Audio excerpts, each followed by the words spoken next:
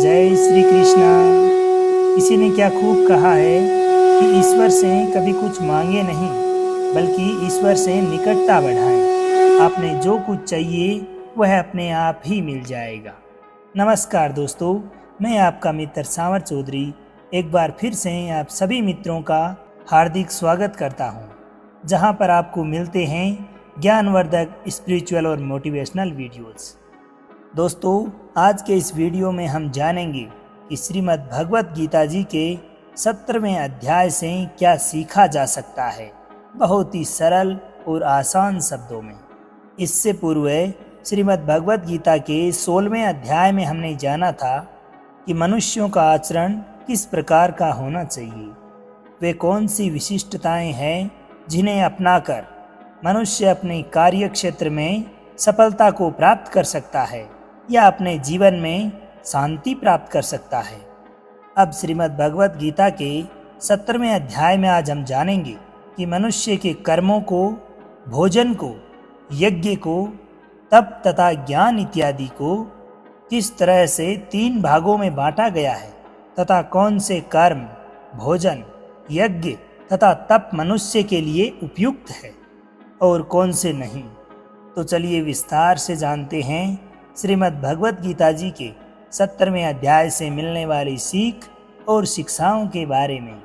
दोस्तों, अधूरा ज्ञान किसी काम का नहीं होता, इसलिए इस वीडियो को आखिर तक ध्यानपूर्वक जरूर देखें। अगर आप इस चैनल पर पहली बार आए हैं तो चैनल को सब्सक्राइब कर नोटिफिकेशन को जरूर ऑन करें, क्योंकि आगे भी इसी से संबंधित वीडियोज़ आपको इस चैनल पर मिलते रहेंगे। दोस्तों, आपको याद होगा कि श्रीमद् भगवत गीता जी के 14वें अध्याय में भगवान श्री कृष्ण ने प्राकृतिक शक्ति की 3 गुणों की व्याख्या की थी और यह भी समझाया था कि किस प्रकार से वे 3 गुण मनुष्य जीवन पर प्रभाव डालते हैं। इसी प्रकार 16वें अध्याय के अंत में भगवान श्री कृष्ण अपने सखा अर्जुन से कहते हैं कि काम, क्रोध और लोभ को जब मनुष्य त्याग देता है तभी कर्म का आरंभ होता है। दोस्तों, यहाँ कर्म का तात्पर्य है ध्यान, चिंतन तथा साधना से। यहाँ भगवान श्री कृष्ण यह भी बताना चाहते हैं कि हमें क्या करना चाहिए और क्या नहीं। इस 17वें अध्याय में भगवान श्री कृष्ण विस्तार पूर्वक गुणों के प्रभाव के संबंध में बताते हैं। सर्वप्रथम वो चर्चा करते हैं श्रद्धा के विषय पर कि श्रद्धा क्या है। भगवान श्री कृष्ण बताते हैं कि इस संसार में ऐसा कोई व्यक्ति नहीं है जो श्रद्धा विहीन हो, क्योंकि यह मानवीय प्रकृति का एक अविभाज्य स्वरूप है। परंतु मन की प्रकृति के अनुसार मनुष्यों की श्रद्धा सात्विक, राजसिक अथवा तामसिक गुणों के अनुरूप होती है। उनकी श्रद्धा की प्रकृति ही उनके जीवन शैली को निर्धारित करती है। इस अध्याय के प्रथम श्लोक में अर्जुन भगवान श्री कृष्ण से पूछते हैं कि हे माधव, उन लोगों की स्थिति क्या होती है जो धर्म ग्रंथों की आज्ञाओं की उपेक्षा करते हैं, अवहेलना करते हैं, किंतु फिर भी श्रद्धा के साथ पूजा भी करते हैं। क्या इस प्रकार के मनुष्यों की श्रद्धा सत्वगुणी, रजोगुणी अथवा तमोगुणी होती है? अध्याय के शुरुआत में अर्जुन प्रश्न करते हैं कि हे भगवान, आपने कहा कि काम, क्रोध तथा लोभ का त्याग कर देने पर कर्म शुरू होता है, लेकिन इस संसार में बहुत सारे ऐसे भी लोग हैं जो श्रद्धा तो रखते हैं, लेकिन वे शास्त्र विधि का पालन नहीं करते। तो उनकी कौन सी गति होती है? शास्त्र विधि का अर्थ है कि जो तरीका शास्त्रों में बताया गया है, लिखा गया है, उसको छोड़ करके और कुछ करते रहते हैं, विभिन्न प्रकार से पूजन इत्यादि करते हैं।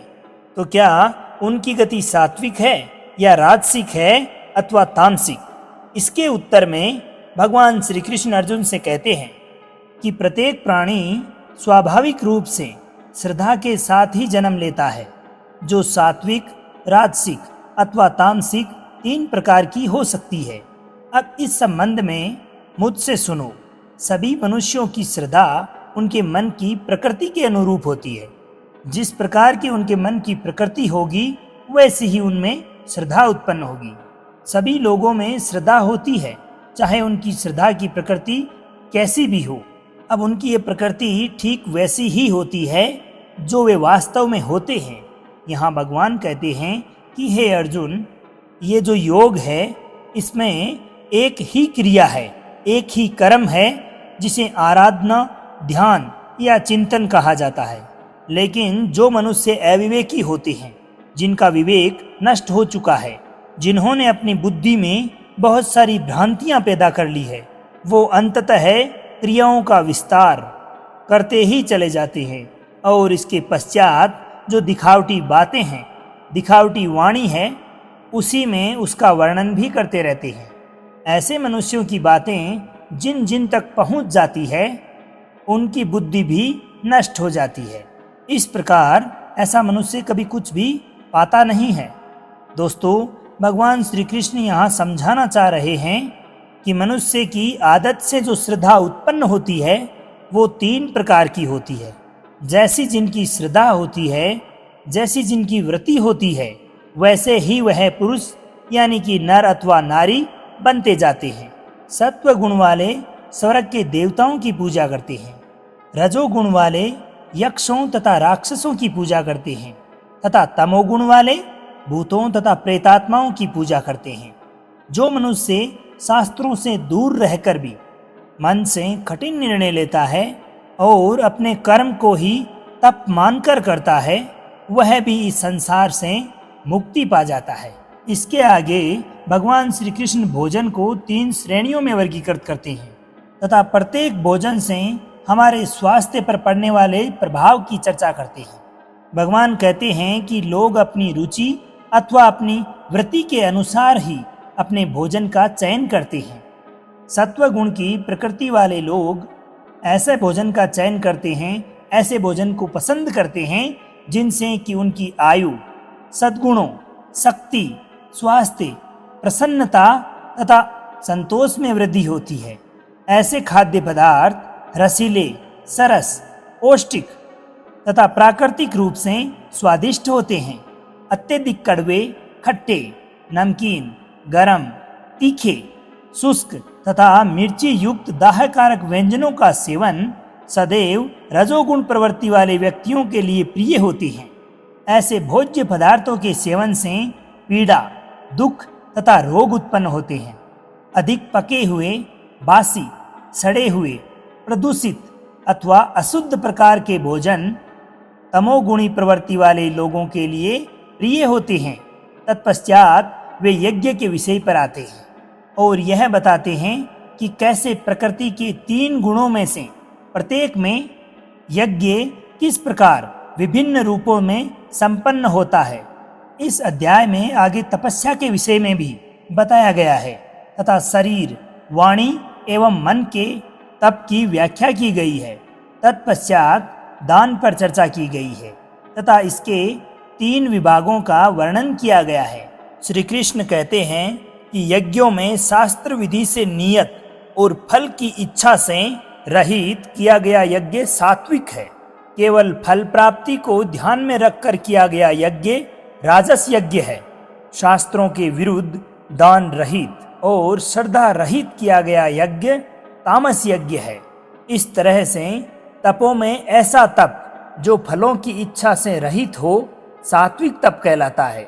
किसी वस्तु की प्राप्ति हेतु किया गया तप राजस तप कहलाता है और किसी की हानि के लिए किया गया तप तामस तप कहलाता है।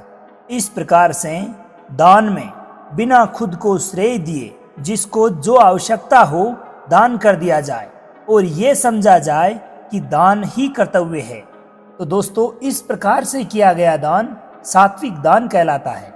जैसे कि कहीं चलते चलते आप राह में किसी भूखे इंसान से मिलते हैं जिसको भोजन की अति आवश्यकता है और आपने उसे भोजन खिलाया। वस्त्रहीन व्यक्ति को देखा तो आपने उसको वस्त्र दान किए। अगर किसी अकाल क्षेत्र से गुजरते हैं जहाँ पे बिल्कुल अन्न का दाना तक नहीं, अकाल पड़ा हुआ है, ऐसे क्षेत्र में आपने अगर अन्नदान किया, यही सब सात्विक दान के प्रमाण हैं। अगर आपने फलों को दृष्टि में रखकर खुद का मान बढ़ाने के उद्देश्य से और स्वर्ग की प्राप्ति हेतु अगर कोई दान किया है या फिर किए गए दान के बदले में वापस प्रत्युपकार की चाह में दान दिया है तो वह दान राजस दान कहलाता है।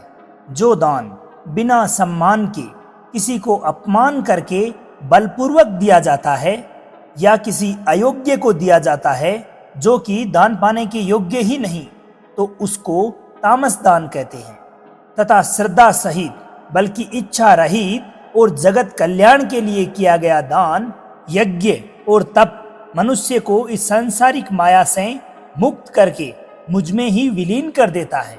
अंततः भगवान श्री कृष्ण इन 3 गुणों से भी आगे बढ़ते हैं तथा ओम तत् शब्द की प्रासंगिकता तथा अर्थ के विषय पर प्रकाश डालते हैं, जो परम सत्य के विभिन्न रूपों के प्रतीक हैं। दोस्तों, ओम शब्दांश ईश्वर के निराकार रूप की अभिव्यक्ति है। तत् शब्दांश का उच्चारण परम पिता परमेश्वर को अर्पित की जाने वाली क्रियाओं तथा वैदिक रीतियों के लिए किया जाता है। सत शब्द का तात्पर्य सनातन भगवान तथा धर्मात्मा से है। इन सभी का एक साथ उपयोग करने से ये अलौकिकता की अवधारणा की तरफ ले जाते हैं। आगे भगवान श्री कृष्ण कहते हैं कि हे प्रतापुत्र, जो भी यज्ञ कर्म या तप बिना श्रद्धा के किए जाते हैं वे असत्य कहलाते हैं। अर्थात वास्तविकता में उनके किए जाने अथवा नहीं किए जाने का कोई फर्क नहीं है और इस प्रकार के तप इस लोक तथा परलोक दोनों में व्यर्थ हो जाते हैं। दोस्तों, इस अध्याय में आपने सुना कि हर कर्म के 3 प्रकार होते हैं और इन कर्मों को करते समय आपके मन में जिस प्रकार की भावना या जैसा भी उद्देश्य होता है उसी तरह से आपको उसका फल मिलता है। और ये तीनों प्रकार हैं सत, रज और तम। सत सबसे अच्छा माना गया है जबकि तम सबसे गिरा हुआ माना गया है। सत का मतलब है आप जो भी कार्य करते हैं, जो भी काम करते हैं, मेहनत से करें तथा उसमें भावनात्मक रूप से एकदम स्थिर होकर बिना उस काम के परिणाम के बारे में सोचे बिना तथा ना ही आपके द्वारा किए गए कार्य का श्रेय खुद के लिए मानते हुए अपने मन की शुद्धता और संसार के कल्याण के लिए करें। लेकिन आज के समय में हम जो भी कार्य करते हैं वो अपने लक्ष्यों तथा उद्देश्यों की पूर्ति के लिए करते हैं, जिनमें हमें मेहनत के अंत में उस मेहनत का परिणाम भी अवश्य चाहिए होता है। भगवान श्री कृष्ण ने कहा है कि हमारे दुखों का और हमारे कार्य बिगड़ने का यही एकमात्र मुख्य कारण है कि हम पहले से ही उससे मिलने वाले परिणाम के बारे में सोच कर इतना परेशान हो जाते हैं कि हमारे जीवन में दुख स्वतः ही उत्पन्न होने लगता है। इसीलिए दोस्तों, आप भी सत्य के इस रास्ते पर रहने की कोशिश करें। अंत में दोस्तों, अगर हम इस अध्याय के सार रूप की बात करें तो भगवान श्री कृष्ण हम सबको यही बताना चाहते हैं कि हमारे द्वारा किसी प्रकार का भी किया गया दान भावना रहित होना चाहिए। हमें उसमें किसी प्रकार के फल की आशंका नहीं रखनी चाहिए। ना ही हमें ऐसा सोचना चाहिए कि हमारे द्वारा किए गए दान से हमें क्या लाभ होने वाला है, बल्कि बिल्कुल निष्काम भाव से अगर हम परमात्मा का ध्यान करते हुए किसी दुखी इंसान या जरूरतमंद की दान के माध्यम से सहायता करते हैं तो ईश्वर स्वयं हमें उसका प्रतिफल अवश्य देते हैं। तो दोस्तों, ये था श्रीमद् भगवत गीता जी का 17वां अध्याय, जिससे आपने बहुत कुछ सीखा होगा। अगर वीडियो आपको पसंद आई हो तो अपने साथियों के साथ भी जरूर शेयर करें और अब आज्ञा दीजिए आपके मित्र सांवर चौधरी को। मिलते हैं श्रीमद् भगवत गीता जी के 18वें अध्याय के साथ। जब तक के लिए खुश रहिए, मुस्कुराते रहिए, जीवन में आगे बढ़ते रहिए और प्रेम से बोलिए श्री राधे राधे।